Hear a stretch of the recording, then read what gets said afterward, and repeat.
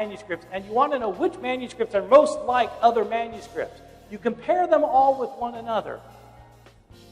If manuscripts agree in 70% of their variations, you count that as extremely high, because it doesn't happen very often. So I don't know where this 95% figure came from, but you shouldn't rest assured that these manuscripts are all like one another, because they're not all like one another. Let me end in my final 2 minutes and 20 seconds with the issue that he really does want to talk about, the issue of preservation. He thinks that the point of my book, Misquoting Jesus, is that God did not preserve the text, therefore God did not inspire the text. That is not the point of my book. It is not the point of any of the major chapters of my book. It is simply the point that I begin and end the book with to explain why this matters to me personally. It matters to me personally. There are scholars who disagree, but it's not the main point of the book at all, as you'll see if you simply read the chapters where I don't even mention the issue. I found his discussion of preservation to be convoluted and obscure, and I didn't really understand it, so let me put it to you in simple terms and see if this makes sense. This is the way I look at it.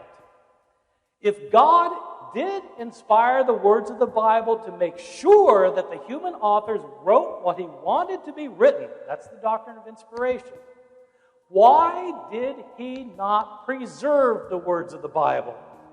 Making sure that the human scribes who copied the text wrote what he wanted to be written. James replies, well, they didn't have photocopy machines. I know they didn't have photocopy machines, but if God can inspire people to write his text, why can't he inspire people to preserve his text? I don't know the answer to that. If you want to say that God inspired the Bible, which Bible did he inspire? The one that you read in English? The Greek manuscripts on which it is based? Which Greek manuscripts? All of them are different from one another. Which ones did he inspire? Were they all inspired? So that the different versions of Jesus' words in all these manuscripts, even though they're all different, they're all inspired? How would you know which words are inspired if you don't know which words are originally in the Bible? I don't have good answers for that.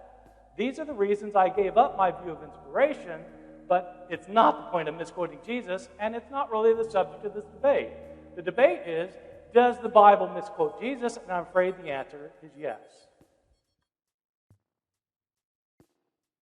It is a little bit difficult for me to understand why Dr. Ehrman misunderstood so many of the things that I presented to you. First of all, I do believe that all of you are fully capable of understanding what I was saying. I call Christians to a higher level to understand issues of textual criticism. I did that in 1995 when I published a book that is used in seminaries and Bible colleges across the land called The King James Only Controversy, which is an introduction to textual criticism. Dr. Ehrman has often said that his book was the first book for laymen on that subject. It was not. Mine was out in 1995. It was used at Southern Seminary and Master's College and places like that. And if you've read that, then you probably followed everything I was saying, because it really wasn't anything new. Dr. Ehrman has just pointed out that, why does this matter? It has to do with, James wants to talk about preservation. Well, when when statements are made in the beginning of your book, the conclusion of your book, you raise them yourself in the debates you do against Dan Wallace and in almost every single talk you give. I think that means it's probably something that's fairly important.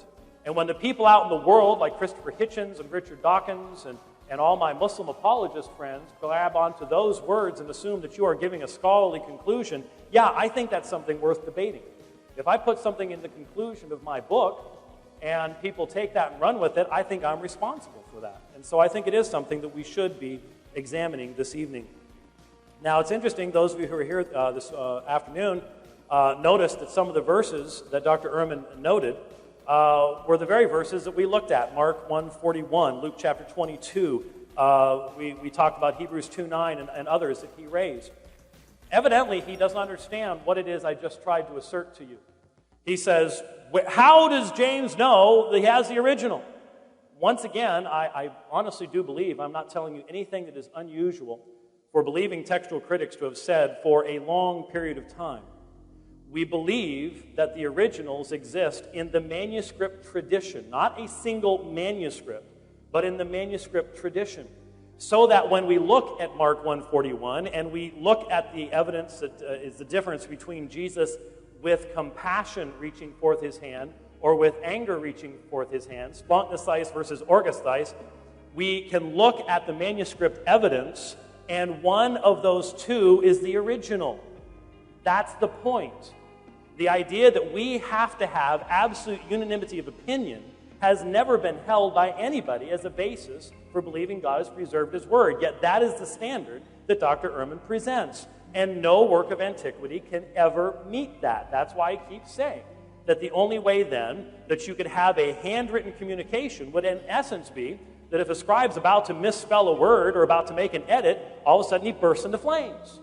Or God transports him off the rock here called earth, or he all of a sudden takes over an automatic writing and makes him write the right word. This kind of assertion is just simply without merit. There is no reason to believe that. That's why I presented to you the idea of how God has preserved his word, and that he has preserved it through the entire manuscript tradition so that there's never a controlling authority that can change or edit the text, put in doctrines, take out doctrines, etc., etc. The result of that is we have to look at textual variants. But the fact is, that is the best way to preserve the text, especially given the evangelical mandate of the early church. And so what I have said is exactly what Kurt and Barbara Allen said, and so I would ask him to respond to what they said. In their works, does tenacity exist? Does the manuscript tradition provide us with the original readings, yes or no? That is the question that we need to look at. He accused me of trying to lull you into not considering these things.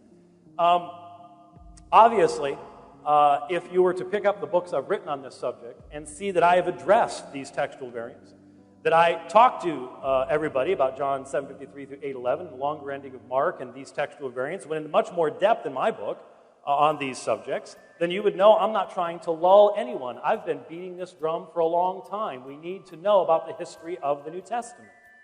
I'm not trying to lull anybody into anything. I'm trying to say, look, I think there is a grossly imbalanced presentation being made by Dr. Bart Ehrman. And he's getting all the media in the world on it, but the other side doesn't get any calls from NPR. The other side doesn't get to be on The Daily Show. Only one side gets to be on those programs, and I think it's time for the other side to be known. He totally misunderstood what I was trying to present to you, and I got this feeling when Dan Wallace presented the same information. I never heard Dr. Ehrman respond to it then.